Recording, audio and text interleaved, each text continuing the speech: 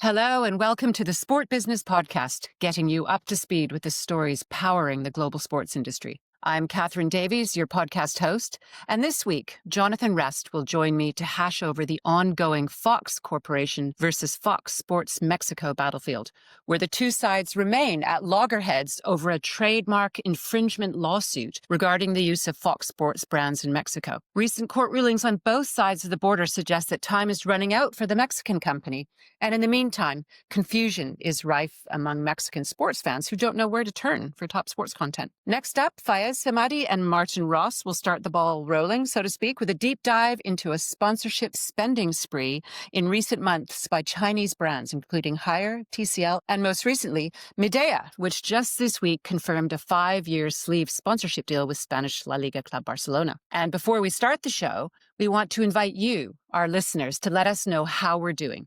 Leave us your feedback in a review on the Apple Podcast and Spotify platforms. Let us know if you like what you're hearing and what you'd like to know more about. And you can also reach out to any of us with requests for more insight. Now, our global media reporter, John Rest, is on the line with me now. John, let's get straight down to business. You and I have both written about the Mexican sports media landscape in recent weeks and months. And while there's a lot going on, the single biggest issue rocking the market right now is the confrontation, to put it very mildly, between Fox Corporation, the U.S. media giant, and a Mexican group called Media Deportes Mexico, or MDM, which is a subsidiary of the media group Grupo Lauman. Now, I'm just going to give a little bit of background here. It goes back 6 or 7 years when the Walt Disney Company acquired 21st Century Fox's film and TV assets. In Mexico, telecoms regulator, the IFT, said that Disney had to sell all 21st Century Fox channels operating in Mexico as a condition of approving the merger. So Grupo Lauman stepped in 2021 and acquired Fox Sports Mexico channels through its MDM subsidiary. So all well and good so far, but trouble began to emerge in late 2024 when a string of rights holders began to terminate their deals with MDM-operated Fox Sports Mexico. John, you've written about this.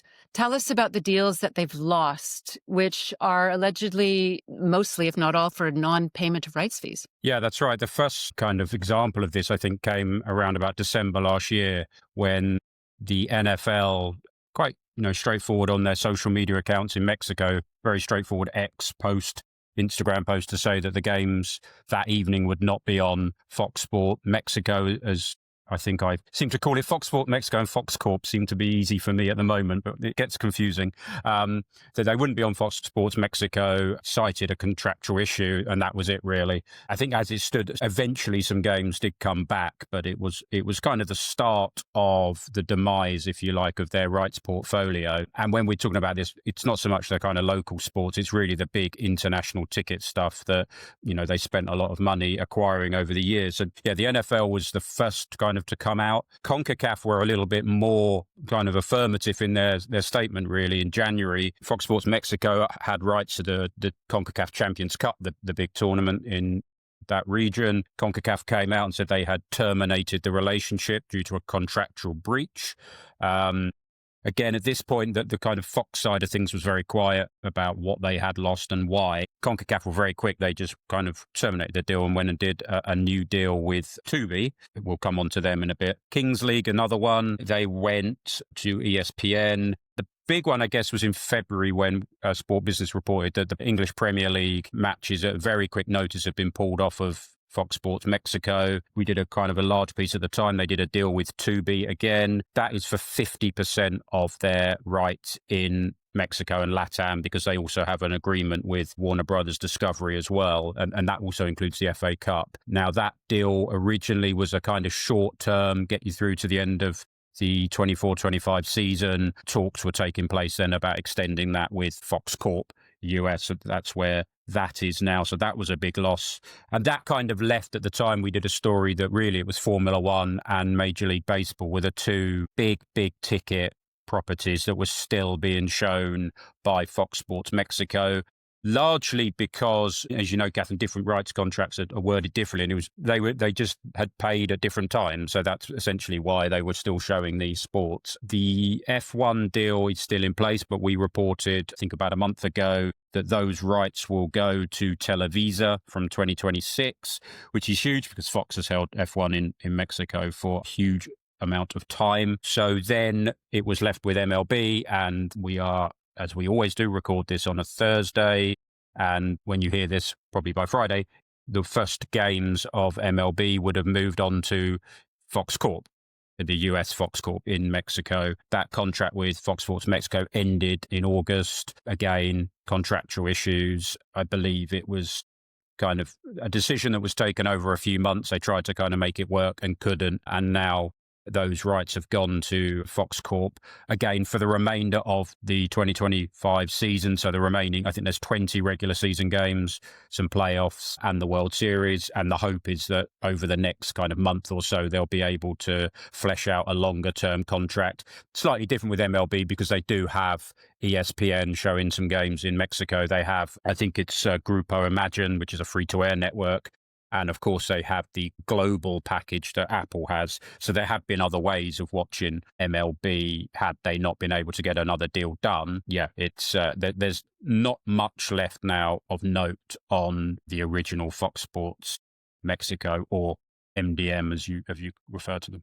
It's hard to get to the bottom of what's actually going on with MDM, but their outstanding debts are enormous. I know that I heard yesterday that they owe CONCACAF as much as $31 million for the remainder of the contract, which went up to 2026 for the CONCACAF Champions Cup, which is the same as the UEFA Champions League. It's the big club tournament here. And then they also owe $12 million to Liga MX club Juarez and another $7 million to Grupo Pachuca. And that's just 3 contracts. One executive I spoke to yesterday said with the loss of Major League Baseball, they're really dead in the water, which are quite weighty words, aren't they? I don't really know what they have left.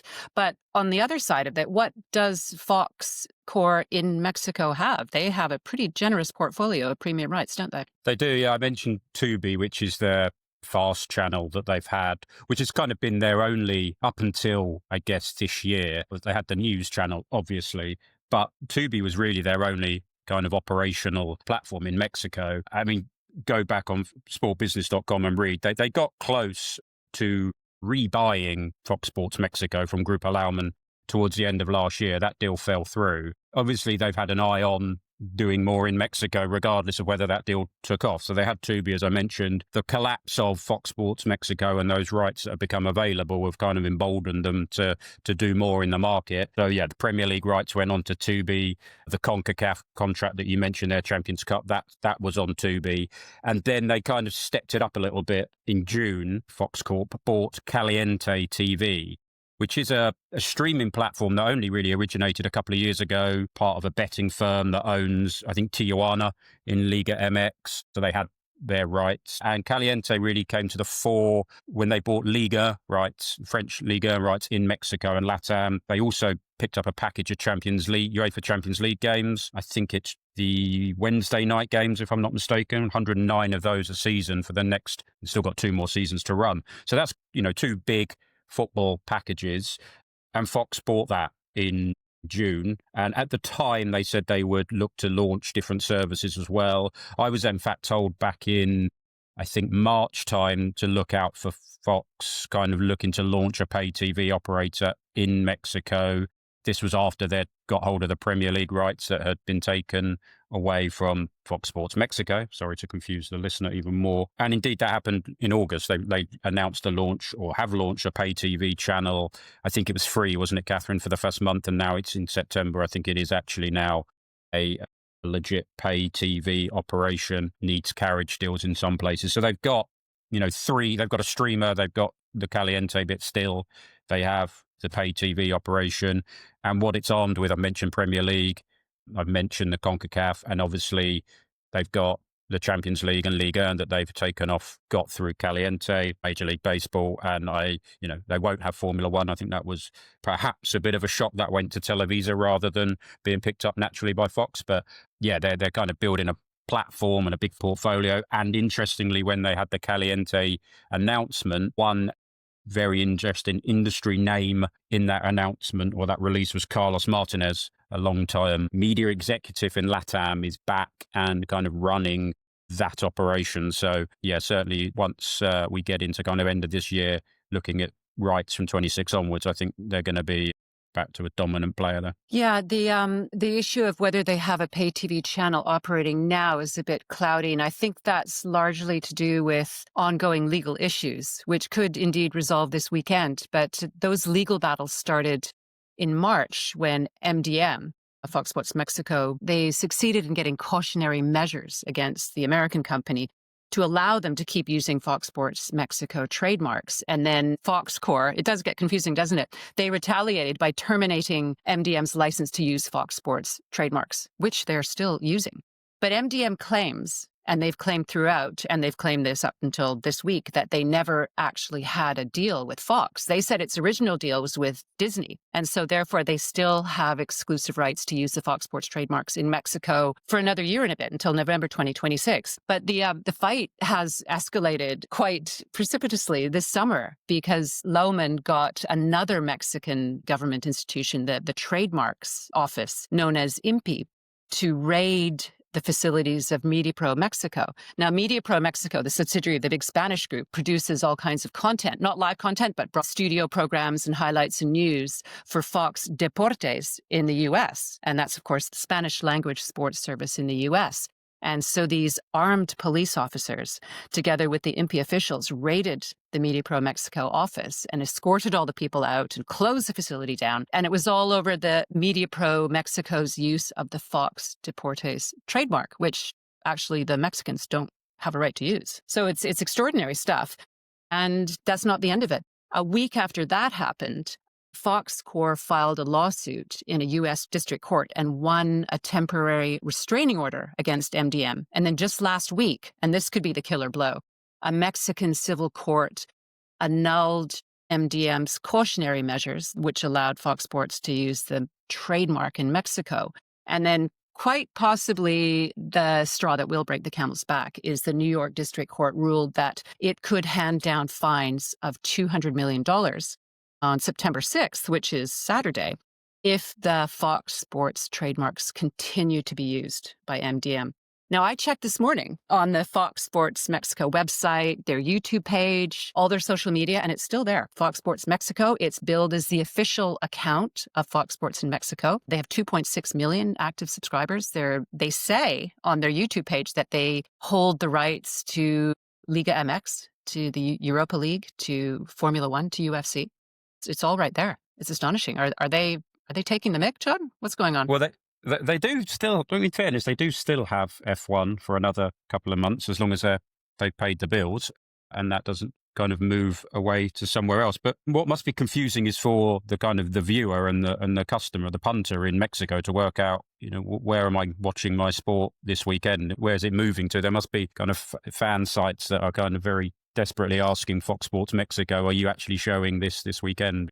As you say, we're trying to kind of get our head around it from a legal point of view as well, let alone just a scheduling point of view. So yeah, at the moment, it seems that the situation seems to be heading in one direction. But as you mentioned, there's a big legal challenge and there is still clearly on their website the brazenness that they've got rights to be exploiting. But in F1's case, they do. They still are showing Formula One. They won't from next year, certainly. Well, there is, as you say, there's a lot of confusion. I've been looking at various fan sites and social media, and people don't really know which one's which, because as we've been, going over in this podcast, it's hard to remember who we're talking about, the Mexicans or the Americans. And people don't know where to look. And Fox has rebranded the Caliente TV social media to hashtag Somos Fox, which means hashtag We Are Fox.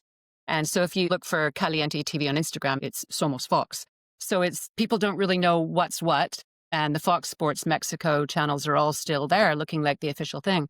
So in the end, it's a bit of a sorry saga. And the real loser is the Mexican sports fan. I think. Absolutely, yeah. As it normally is as well, right?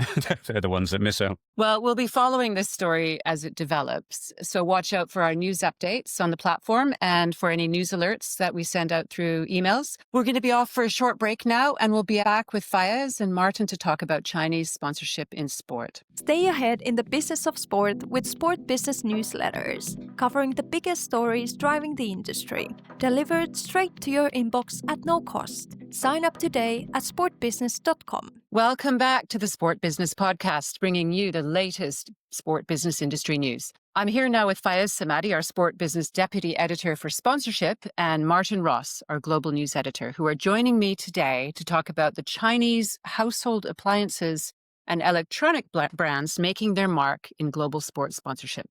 First of all, welcome back, you two. It's good to have you on. And I believe you've both had some time away recently. Fayez, Martin, where have you been? And did you happen upon anything interesting when you were away?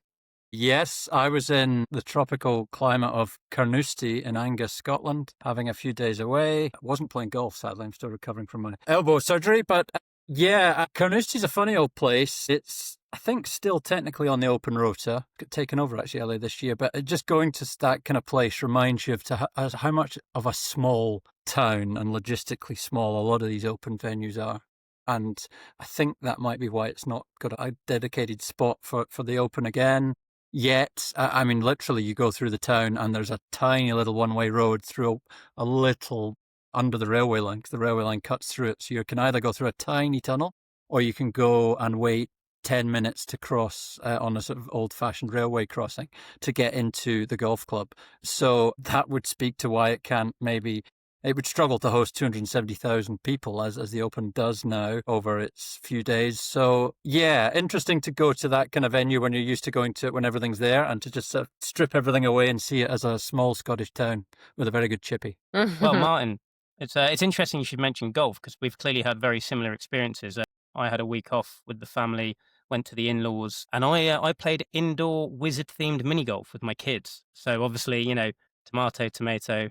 It was actually really hard. My kids were quite disappointed in how bad I was. I'm not very good at golf anyway, but yeah, mini golf's usually straightforward, and this one was tough. So I'm going to have to go back and hit those 9 holes again. But yeah, very similar experience. Well, that's good to hear that you both were busy and sporty during your week off. And I think we should move straight on to business. Martin, Fayez, there's been news about Haier, the Chinese household appliances brand, signing 2 major European football deals in just the past few hours. And both deals represent a significant step for both companies into football sponsorship. Could you tell us more about how these fit into the company's sponsorship portfolio and into their wider sponsorship strategy? Yeah, sure. So these are really big moves for Haier in football. They've signed agreements with Liverpool in the Premier League and Paris Saint-Germain in Liga, 2 of the biggest clubs in world football, and it's a massive step forward for Haier's football portfolio.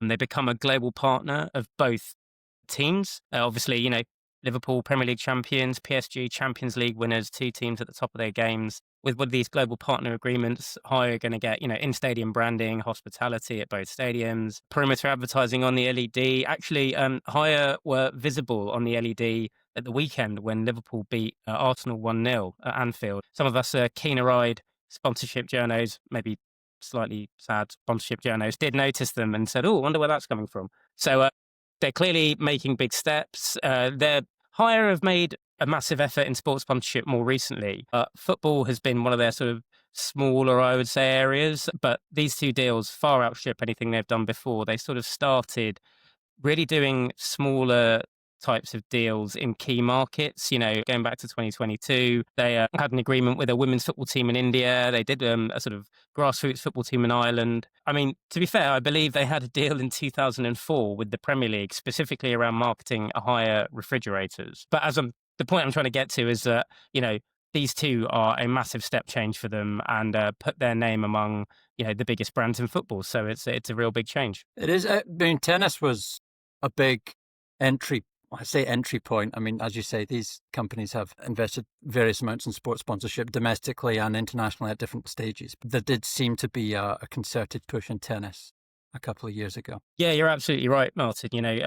As you say, have had a long list of sponsorships going back several years, but really the concerted effort to get themselves into the game properly came in around 2023, tennis, where they signed or sort of announced at the same time 2 big deals, one with the French Open, Roland Garros, and one with the ATP Tour, where they became a gold partner of ATP Tour and an official partner of Roland Garros. It was Roland Garros' first ever sort of consumer goods sponsor. They were looking to fill their final slot for that 2023 slate, and Haier came in and took them, and that was the start of their sort of expansion in sports sponsorship, as it were. Since then, tennis has been really where they've been growing their presence. They went on this year to sign a sponsorship with the Australian Open for the 2025. That's a multi-year deal. In between, they signed an agreement with the Great Britain's Lawn Tennis Association, which is the governing body for tennis in the UK. So they've really got in quite strategically to corner tennis and get themselves some top properties in there, because they all play into Haier's idea of being a top-tier premium brand. They want to be viewed on the same level as the top brands in their categories around the world. And, when you look at some of these tennis properties, they have some top-tier partners in, automotive or airlines or luxury goods, and they want to be in that set. So tennis was their kind of entry point for going big, and it feels like they've got a lot of what they need in that sport, I should say.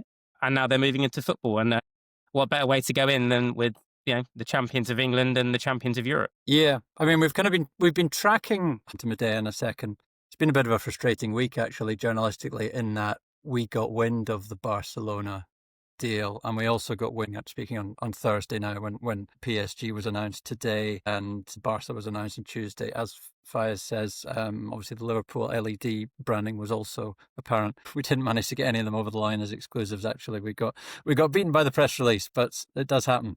Yeah, it's to look at Medea maybe in their background, and I don't want to sort of pigeonhole just these two. They are mainly white goods manufacturers, albeit it's hard to put different companies in certain boxes. They also work in air conditioning and claim to have 20% of all global spend, I think, on air conditioning, lighting, water appliances. Big old company, Medea, $57.5 billion revenue last year. And they have invested at different times in different global markets and in Europe. And that is obviously the raison d'etre in terms of investing in their marketing spend in sponsorship. For Medea, the Barca deal is a big one. It's a shirt sleeve and training kit sleeve deal. It's a 5-year agreement. Already Sevilla's shirt sponsor until the end of this season. TBC whether that deal continues, but it gives them an ongoing and major presence in a big European market.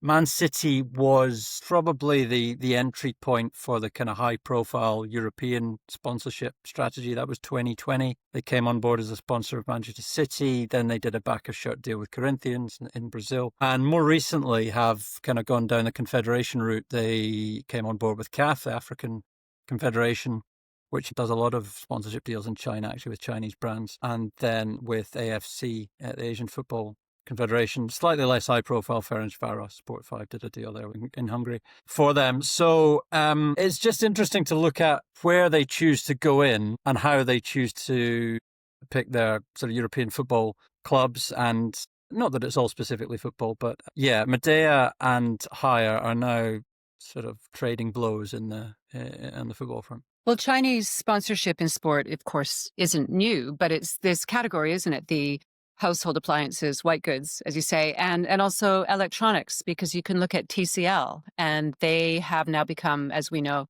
I believe, Fayez, you might have written about this earlier, they're now a top sponsor of the Olympics, the third Chinese top sponsor after Alibaba and Mengniu Dairy. They replaced Panasonic, so there's no Japanese top sponsors, and now there's 3 Chinese ones. And they've also started to move into football in Latin America, and they do have a growing global presence. What can you tell us about that, Fayez? Well, I think it's quite interesting. Martin was saying, mate, that you don't want to sort of lump companies together because, TCL are more known as consumer electronics, and then you've got Medea and Haier, who are known as sort of white goods. Personally, I think all of these brands are striving for is these sort of categories are almost merging. It's about time we retired the term white goods. Like, I don't know if you go on these companies' websites, but, I did. And when you go and try and buy a product from one of these companies, you want to buy a fridge or a TV or a washing machine, you don't see a white good anymore. You see what I think is something that's auditioning to be whatever Batman would buy. The most amazing, sleek, dark colors, designs, futuristic looking, shiny. They're completely trying to buy into that, selling you an identity, which loads of brands want to do.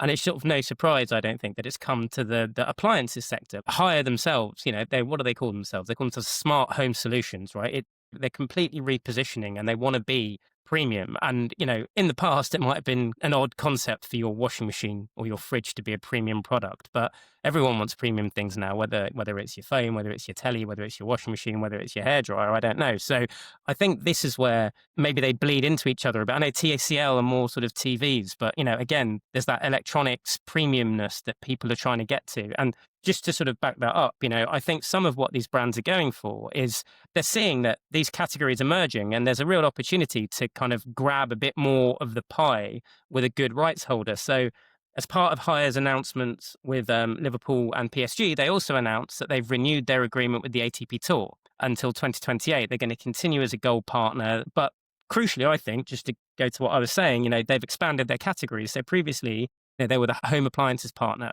They are now the home appliances and home entertainment and TV partner. So clearly Hire don't see themselves just as a white goods brand. They want to go into entertainment and they're trying to grab as much of this share in these premium rights holders as they can. And I just wonder if, Midea, I know Midea, as you say, Martin, are primarily air conditioning, but they have various business units. I'm sure TCL do too. They're most known for their TVs. But I think it's this kind of, merging of those categories into just premium gadgety electronic products. I don't think they're going to put that on a thing, but yeah. I mean, if you're trendy, I don't think you have a white fridge. Needless to say, I do. But yeah, I think that term is kind of dying out. I'm curious to know, I suppose, whether this kind of renewed emphasis from these two, and we're not just talking about these two, I don't think it translates to a sort of gold rush for rights holders right now. I mean, I think that probably came about 9 or 10 years ago on the back of China's bigger spend in sports generally. To me, I think maybe the UEFA and the Euro 2016 tournament when Hisense came on board. It was the first ever Chinese sponsor of the men's Euros or the women's Euros. And yeah, that then kind of kicked off a slew of deals, a lot of them with UEFA on the national team side, but then also with FIFA, Vivo, which is a smartphone brand, Hisense itself, Wanda, which is a slightly different deal, Mengniu, the dairy, as Catherine had referenced. Then, yeah, TCL's come on board maybe about 6-7 years ago. The IOC Top One was the big one recently, FIBA basketball before that, and then they've done some club football, and I think even South America has been a push recently for TCL, given expansion there. Catherine? Yeah, well, Faiz would know about how they became a sponsor of the Argentinian Football Association.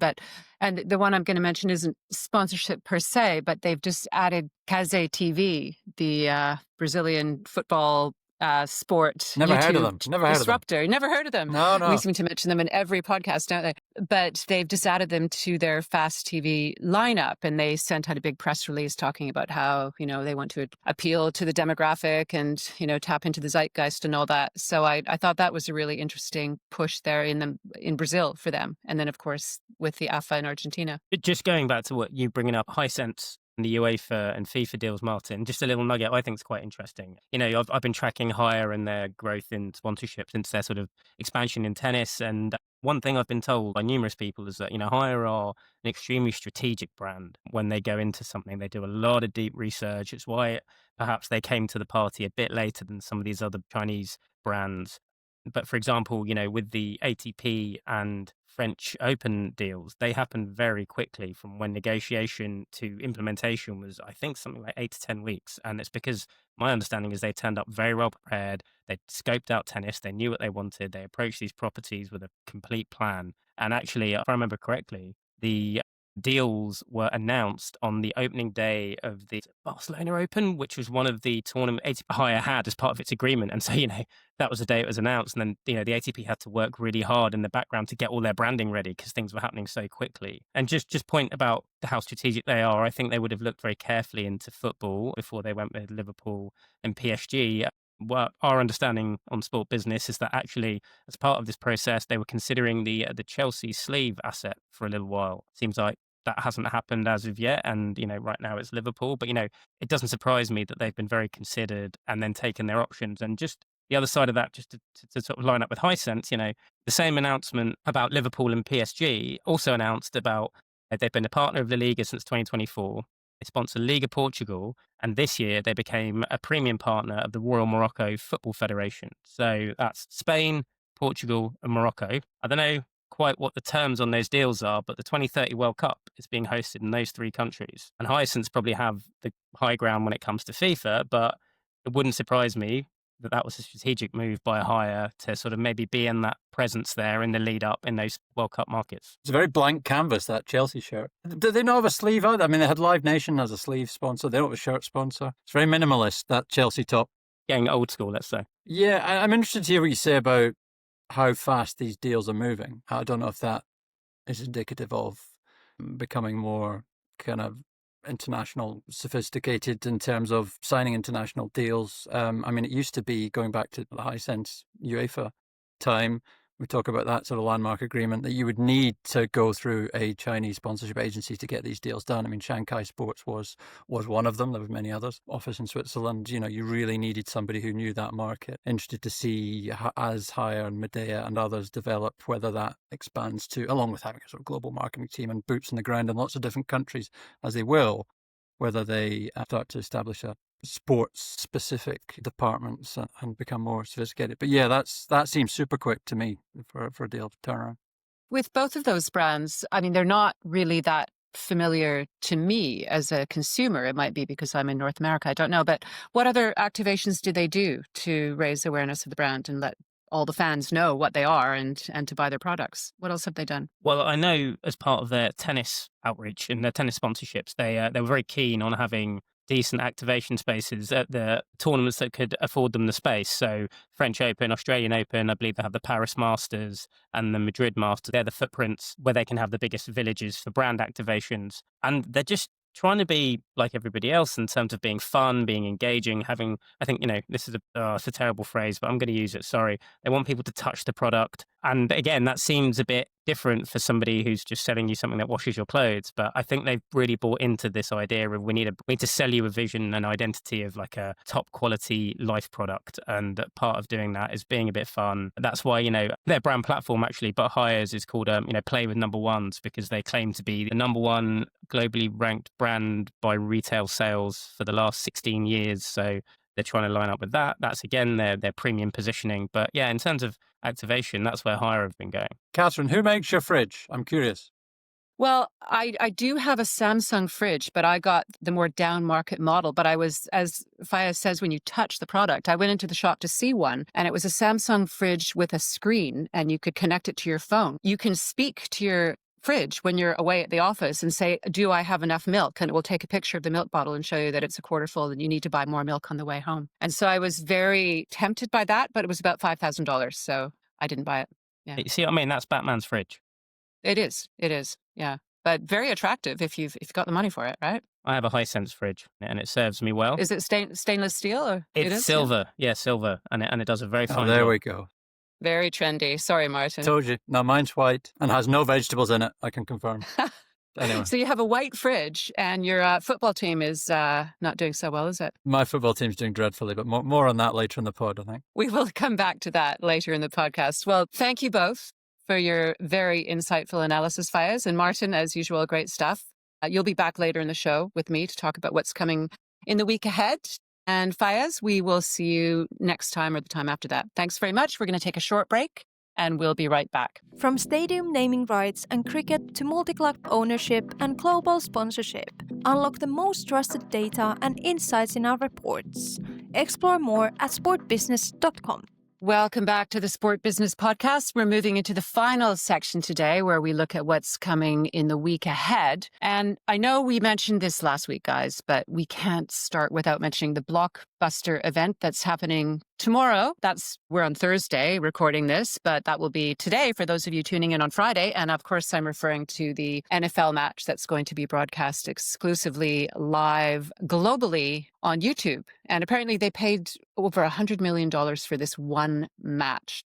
So that's quite extraordinary. And we'll be looking to see what numbers come in from that and what the feedback is. Any thoughts on that, you guys, before you move on? I mean, I'll be watching Denmark against Scotland on the BBC. Yeah, but it is a really important actually moment for the industry. Adam Kelly at Wimbledon, I think, was talking to him, and he was pretty excited about just seeing what kind of numbers are delivered for this. There's been so much hype, as we know, around, and we'll speak a bit about Bundesliga in a minute, but around YouTube's figures generally. A, what the number's going to be like, and B, what's the streaming sort of capacity, and will there be any glitches, I suppose, will be the two things I'll be looking out for.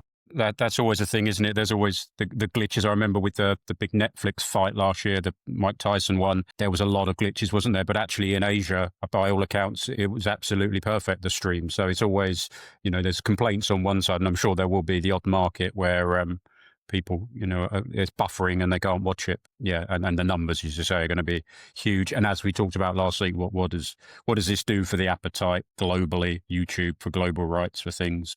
Will be interesting to see how that plays out. It's very relevant for Brazil too, where the match, of course, is taking place, because as we wrote this week, it's the first face-off or duel between Globo and, as we mentioned before, Kazé TV, because Globo, of course, today, Thursday, has launched their own YouTube channel and will be showing the match live tomorrow on their YouTube channel, as will Kazé TV.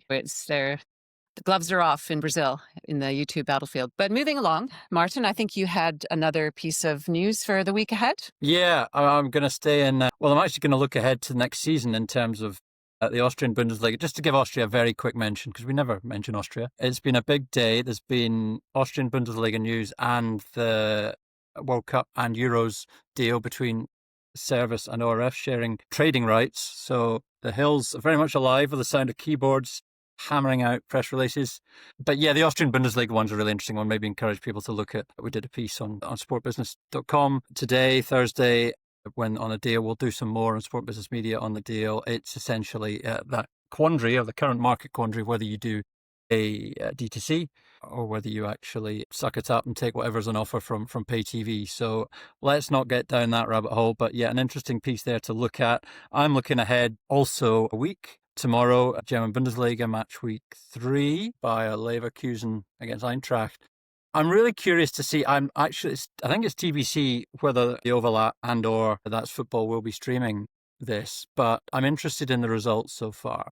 So much said about this. As it stands, the first couple of weeks, Mark Goldbridge has kind of been very true to the format in terms of just delivering what he delivers, and has got engagement off the back of that. The overlap so far has just stuck out the world feed, which surprises me. Maybe it's a timing thing. At halftime, they kind of had a guy going through Bundesliga goals and analysing them from a tactical point of view. But the results are borne out in that. I think the first week I had a look, 36 minutes into the broadcast, there were 15,000 concurrent live streams for Mark Goldbridge. There was only 3,600 for the overlap, and the same number for Bundesliga's YouTube. There was even 4,000 people watching Mark Goldbridge's watch along without the footage. Most of them actually just sitting there complaining about saying, why can't I watch the game? But he's getting the traction. Hamburg St. Pauli last week, 7,100 when I was watching. This isn't a definitive figure, but when I was watching, it's 7,100 on there, and they only had 850 on the overlap. Now, you've also got to take into account people watching with a VPN as a kind of workaround in Germany. The first game, I think, was on Sat.1 in Germany, so less of an issue for that. But yeah, really curious to see how that develops. At the moment, Mark Goldbridge is winning the battle. John, you had some news about the week ahead, didn't you? What's on your agenda?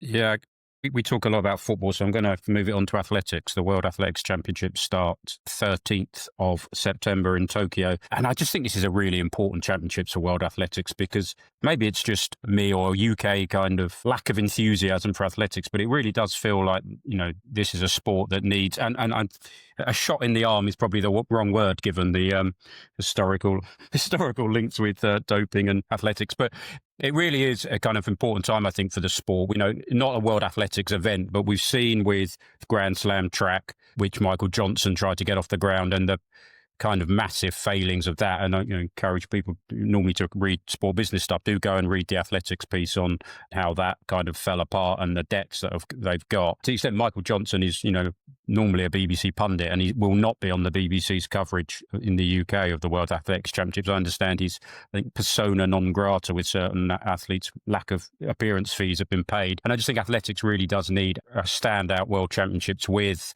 whether it's World Championships or just some kind of battles on the track. And, next year they are, World Athletics are doing their bit to try and rejuvenate the sport. Seb Go, they've got another World Championships next year, I think it's called the Ultimate Championships, which are going to be in Budapest. So they'll have an annual World Championships really from now. But yeah, I just feel like, it gets the kind of broadcaster buy-in, but I wonder if it gets the kind of numbers and the enthusiasm that the sport kind of gets in during the Olympic Games, but less so as all these sports struggle in between. And if World Athletics can't do it in a World Championship, I'm not sure there's much hope for even the kind of lower tier sports. So I will try my best to tune in early hours of the morning here for Tokyo. If it needs a shot in the arm, then enhanced games is probably the best for that, I suspect. No, less about them, the better. Yes, indeed. Yeah, it's such a difficult sport to cover, isn't it? Athletics, to jazz it up with new camera angles and storytelling and all that, because it is what it is. It's in a stadium. There's all these different events that you have to go to, and it is complicated to cover, and it's very expensive to cover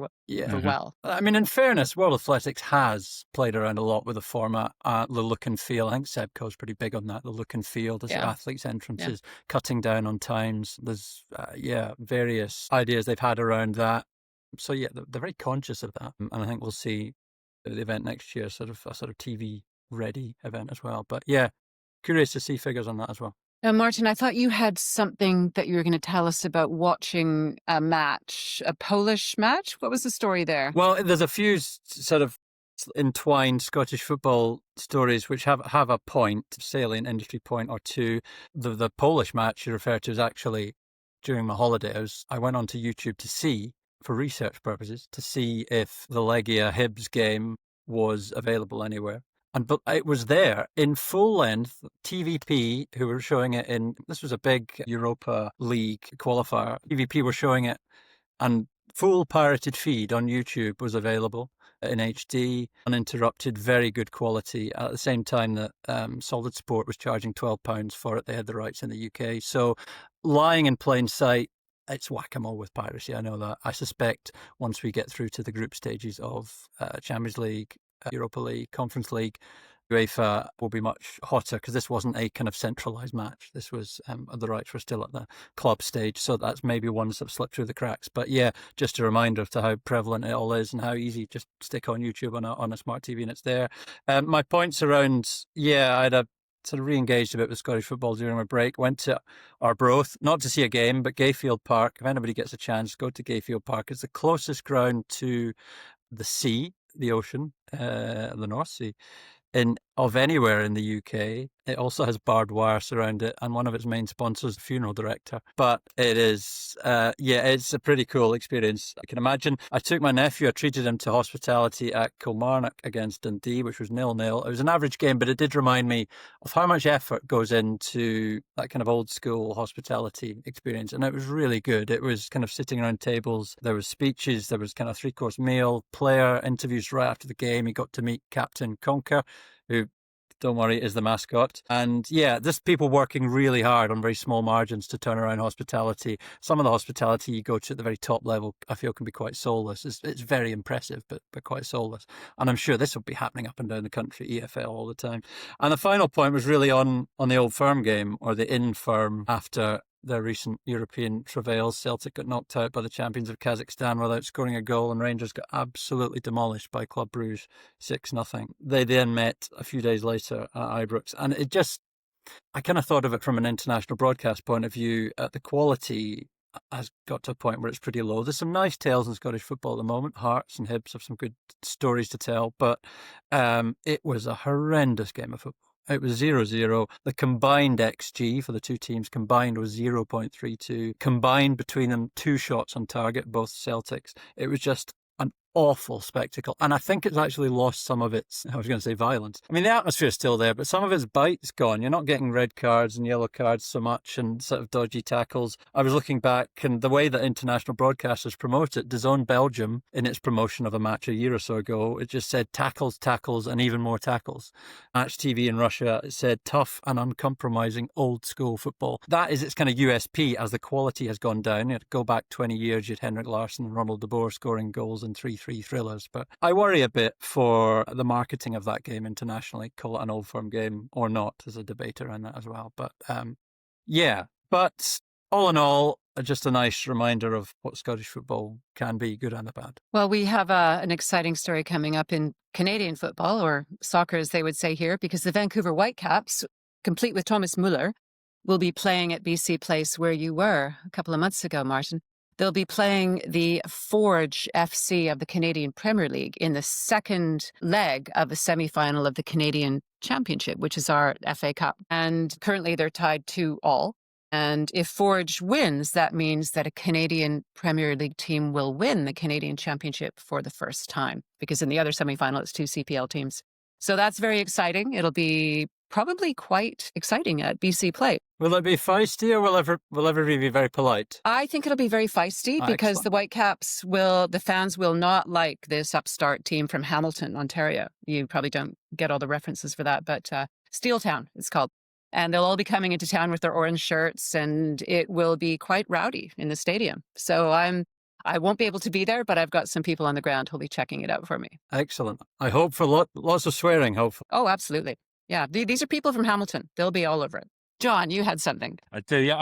I did have something, and now I'm worried that Martin spent all his money on hospitality at Kilmarnock, so he won't be able to afford what I found him. But he's a big golf fan, I know, and got the Ryder Cup coming up in a couple of weeks, and I'm sure we'll speak more in depth about that on a pod near the time. But I've come across some merchandise for you, Martin. It's a big thing the USPGA have put out. A little bit expensive. It's $343 for your at-home fan kit for the Ryder Cup, Martin. So you can get yourself some coasters, commemorative cup, some toothpicks, some balloons, and a hanging pennant, a table runner. There is a watercolour art print, so that's where the money comes in, and a guidebook. That's $343. Is it US or Europe branded? Well, I think you can get either. I'm looking, there's red and blue, so I think you can I'm sure Ryder Cup Europe's probably selling the same kit. There's also the Ultimate Watch Party kit, which is more for your golf clubs at actual venues. Over $1,000 for that. That gets you 100 cocktail napkins and coasters. So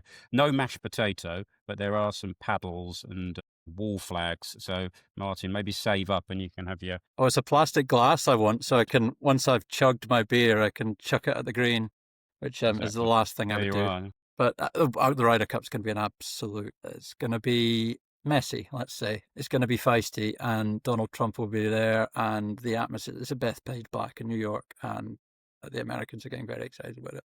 It will be... Maybe we'll get Match TV to roll out their old firm promotion for it. That could work. Well, it's going to be the tensest, nastiest Ryder Cup since Kiowa Island, which was 1991, when on the back of the Gulf War, the US team were all wearing kind of army-style camouflage. Yeah, it is. There's going to be some serious booing and heckling, and yes, I think I'll sit at home and with my $343 kit and just watch on the television. Excellent. We'll have a whip round and contribute to your fan kit. And I need to find out where to watch it. That sounds quite exciting. Figure out which channel it's on here. Well, guys, thank you very much. As usual, that was fun and insightful. And I'm sure we'll all be back next week with some more exciting, insightful news. Thank you. And we will be back again in a week's time. To our listeners, if you want to know more about today's stories or any of our other reports and analyses, and especially if you're looking for the world's largest collection of accurate rights fees across media and sponsorship, you know where to go. Take a look at subscription options on our website or get in touch with us via email at info@sportbusiness.com. And as always, if you enter the code SBPodcast30 at the checkout, you'll get a 30% discount on annual and monthly Sport Business subscriptions. Please don't forget to share your thoughts on this episode and give us your feedback in a review on the Apple Podcast and Spotify platforms. And watch for our weekly LinkedIn posts promoting the podcast, where you can, of course, leave a comment. Thank you all for tuning in, for reading and subscribing. I'm Catherine Davies, and we'll be back again next week with the Sport Business Podcast.